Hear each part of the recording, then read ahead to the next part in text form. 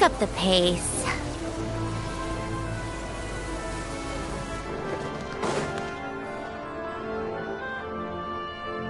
Ah, Miss Vodianitsa, prima donna of the Korolievsky troupe. What a surprise meeting you here. Will you be sitting in on a session of the Vetja? Sorry, I'm not taking interviews today. Oh good, you're here. The session's about to begin. Let's get inside. Please wait, Miss Vodianitsa. Could you introduce me to your new friend?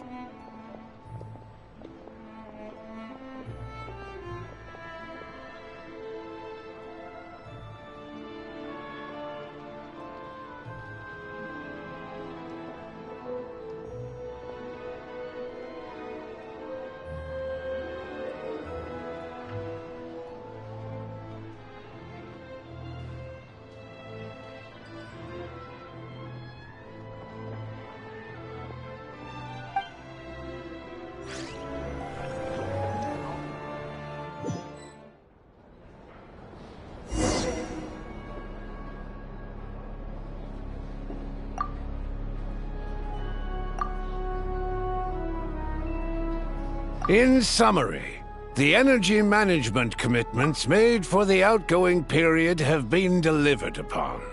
Furthermore, both the production and consumption of Kresnik Crystal show clear signs of stabilizing.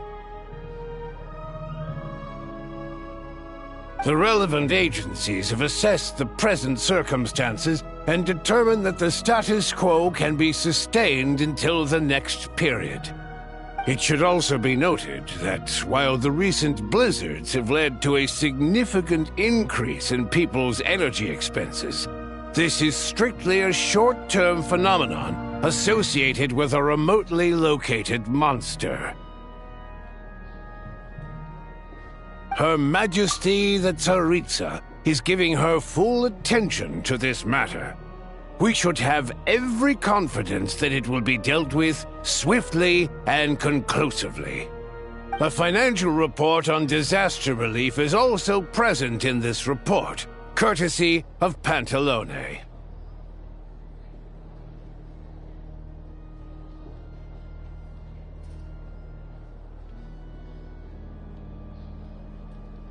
They cover the same old ground every single time. The rooster never seems to mind, but everyone else is getting tired of it. There's a general lack of trust. People aren't seeing any tangible benefits that affect them directly. Of course, none of that will be reflected in any of the reports on the table.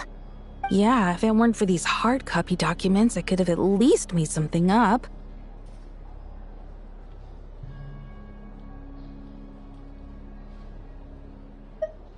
Oh, don't mind me. I'm just out here trying to hit my interview quotas. Bring out the kvass. Ever read it? Best-selling newspaper in town. If I remember correctly, you guys don't even have a sales permit. You have to sell from stalls on the street. Okay then, best-selling street stall newspaper in town. Still counts.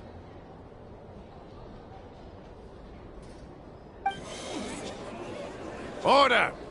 We will now open the floor to the representatives. If there are no further substantive issues to discuss, we will then proceed to a vote on this motion. Snezhnaya has a long tradition of treating members of the Fatui armed forces and their dependents favorably. But recent surveys shows that Fatui families in remote areas have access to 15% less crystal than the average civilian family in Snezhnograd. It's been said many times before, but it bears repeating now. There needs to be a clear and consistent rationale behind how crystal is allocated, or we will soon face immense public backlash. Perhaps you wouldn't need to keep repeating yourself if you would hear me out for once. I say again, true consistency exists only in principle. In the real world, fairness is relative. You appear to treat resource allocation as a simple function of production and population. So what about when the equipment used in production breaks down? Have you factored that into your equation? And do you even know how long it's been since Snezhnaya last conducted a census? If I knew the answers to questions like that, I'm sure I'd be a very wealthy man. And I doubt I'd be going by child. I'd like to bring the focus back to the specific issue I raised. Or do you wish to deny that favorable treatment for Fatui dependents is our long-standing policy? It's easy to be a critic when there's no accountability. That seems to be a running theme in the anti-Project Stuja cohort. Defeat the ringleader and all other problems will magically resolve themselves. That's what they seem to think. But in case you aren't aware, not one jot in my report would change whether Project Stuja continues or not. So you have no intention whatsoever of finding a solution to this problem? On the contrary, I'm the only one here who ever brings solutions. Child opened by speaking up for the armed forces. Regrator struck back with style and a war of words ensued.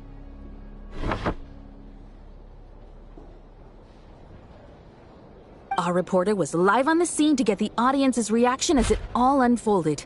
Who do you support?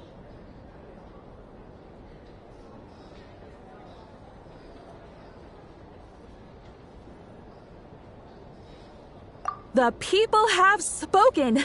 Child received raucous applause from the crowd as he pushed Regrator onto his back foot with a relentless barrage of questions. It had to be seen to be believed. Now you see why they don't have a sales permit. However this reporter wants to spin things, I haven't forgotten that Tartaglia was representing the Northland Bank when we first met in Liyue. So, surely their relationship can't always have been this strained. You two are getting off topic. Let's focus on what the data is saying. Mr. Pantalone, may I speak on your behalf? Oh, please do.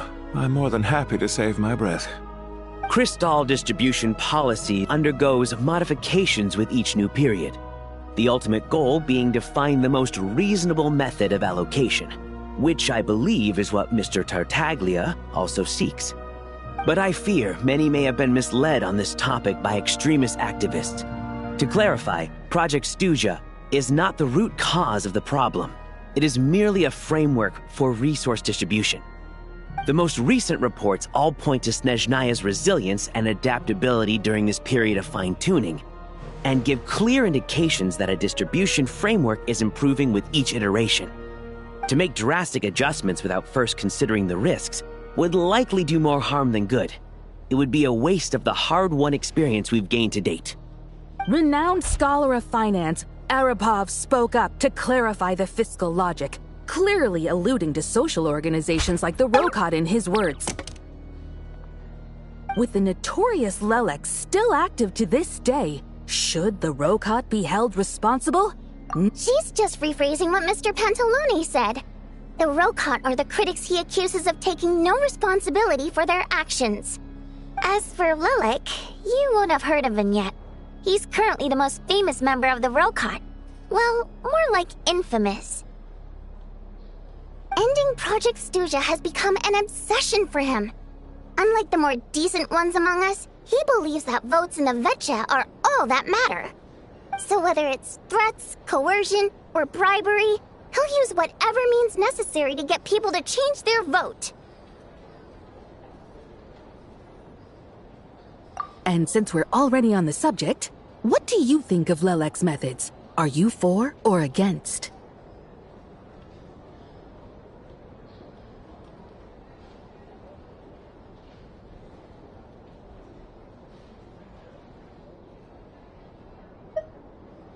Well, whatever the story is, his actions benefit us all.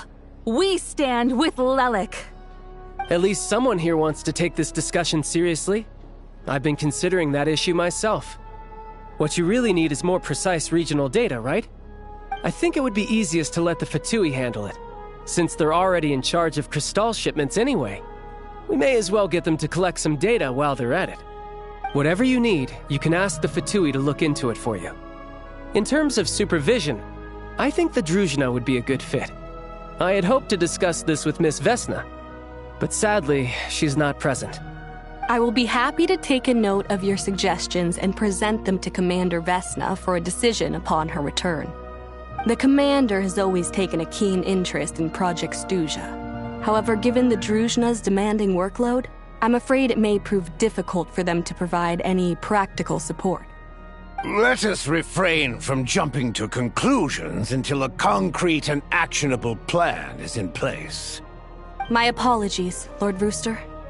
There are numerous issues to address here, including manpower, time sensitivity, and reporting lines.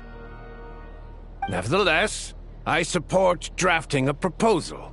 Follow the usual procedure, and it can be raised as a new motion for all parties to evaluate at the appropriate time. In that case, I'd like to share one thought before the proposal is drafted. The issue of time sensitivity was raised just now, which I presume relates to the official reports. In fact, the Energy Commission already collects regular statistics on each urban center and its surrounding area. Would these be of any use? That's a good idea. I read every issue of Sviet-Lolaidovka's report, and although my focus is mostly on the section about equipment operation, the energy consumption statistics also yield a lot of insights. Be that as it may, does no one see an issue with using local data to determine crystal quotas? In the long term, it seems like a very risky solution. Not if they are used purely for reference. So long as we have the report from the Northland Bank's headquarters to corroborate it, no one will be able to fool me. Very well, then. It appears that this arrangement is acceptable to all parties. Yeah, sounds good to me. The members reached a provisional consensus on the issue of improving treatment for Fatui soldiers.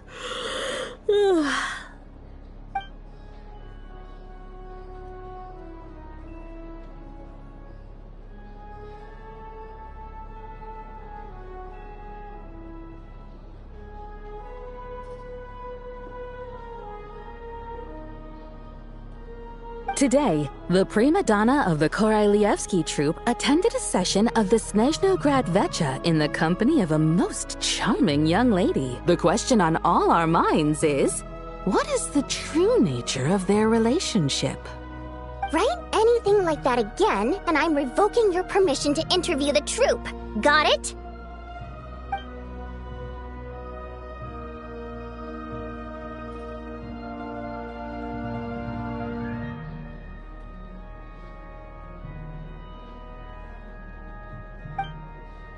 Now then, if there are no further contributions from those present, we shall proceed to the final vote. Hey, check it out! What made him vote against? Why now?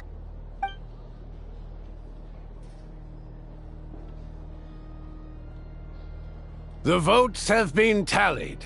Those in favor of continuing Project Stuja total 61%, securing a clear majority. That was too close. The margin has shrunk yet again.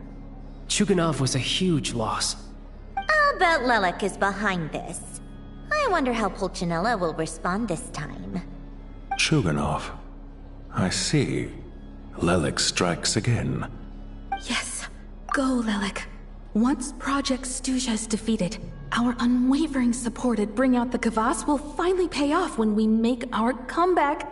I can taste our victory already!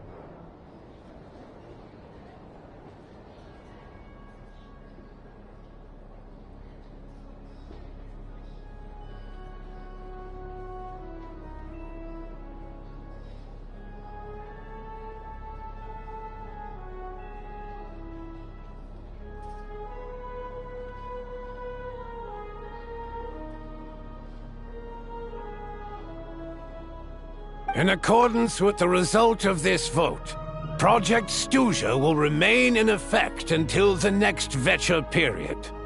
Finally, may I remind us all, We debate only for the greater glory and solidarity of our nation. May the aurora shine ever on, and the tundra always stand firm. The session is concluded.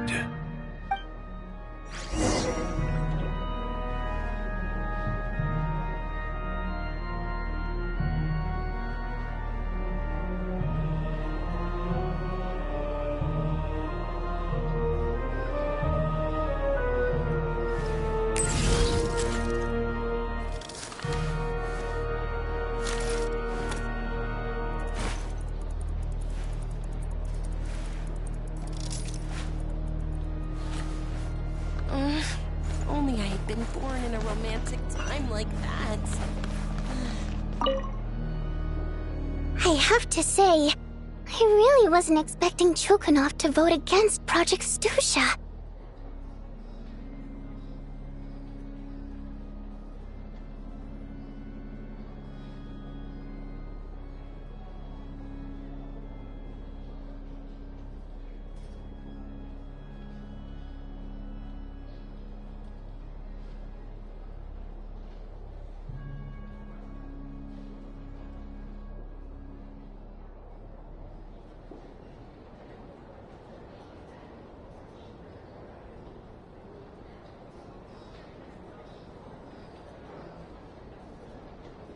Well, in principle, Snezhnaya's business and political elites ought to be the ones least likely to oppose it.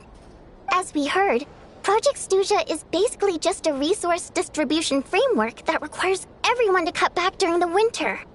But even if the policy got cancelled, the Tsaritsa's energy needs wouldn't suddenly go down. The extra demand from the public would have to be filled from somewhere. So logically, the factories would have to take the hit.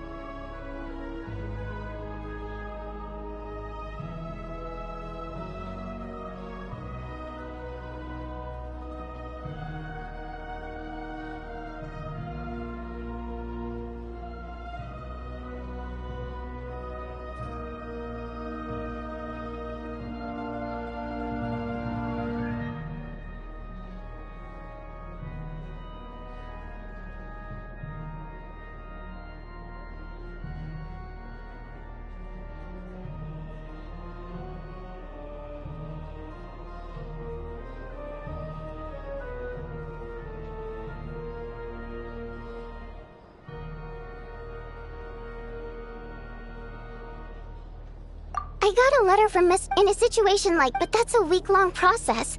And thus, exactly. I was originally rather than just sit back and take the hit while his factory stopped production, he'd be better off voting to end Project Stusha. But now, he's already voted against it. Which, yeah, no one knows why Lelek must have strong motivations, given how he'll stop at nothing to achieve his goal. Maybe he knows the full truth of Project Stusha. Maybe my next step should be to focus on him. Oh, right. What are your plans for the rest of the day? Shall we head out? Hey, comrade. I noticed you were here during the debate. I didn't take you for a political enthusiast. Greetings, Harbingers. I just happened to have some free time today, and my new friend here thought it might be fun to check out the Vetcha. Ah, Odette must have introduced you. Looks like you two are getting along pretty well. I'll leave you to catch up. I should head back to the troop. Sure. Break a leg and all that.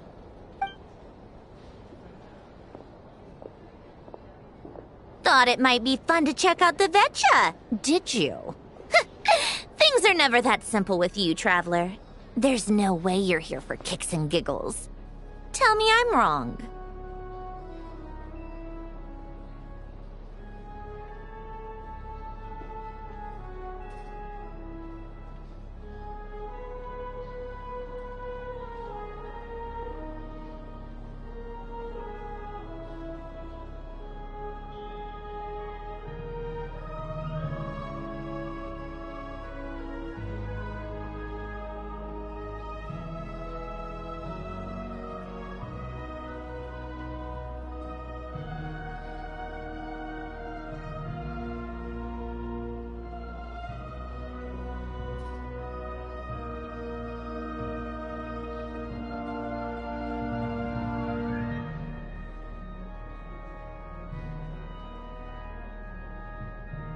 Oh, yeah.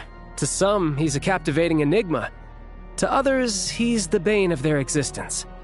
No one ever thought that some anonymous nobody from the Rokot could cause such a stir. Huh? You want to look into Lelik? Then I'm sure his days of anonymity are numbered. What do you think, Sandrone? Fine by me, I guess. If the Traveler actually manages to expose Lelik, it'll be doing Pulcinella a favor. In return, it seems fair to let her in on what we've learned so far. My thoughts exactly. Sharing is caring, after all. Head back to Glupov and grab the files on Lelik. It's easier to just pull the records than go through the rigmarole of getting the Traveler a visitor's permit. As you command, child, sir. In that case, since we're going to be waiting anyway, I'll have someone brew a pot of black tea.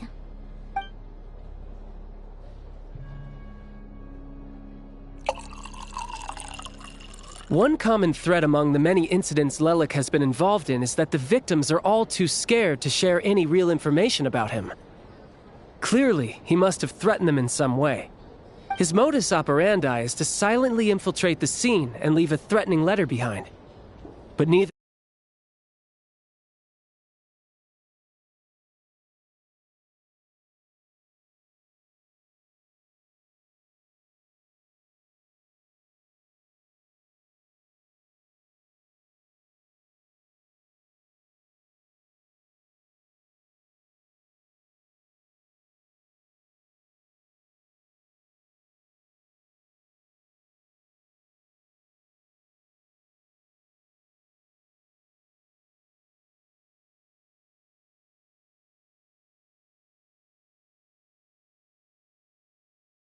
in and out undetected, it means he can strike without warning. Not that that's ever happened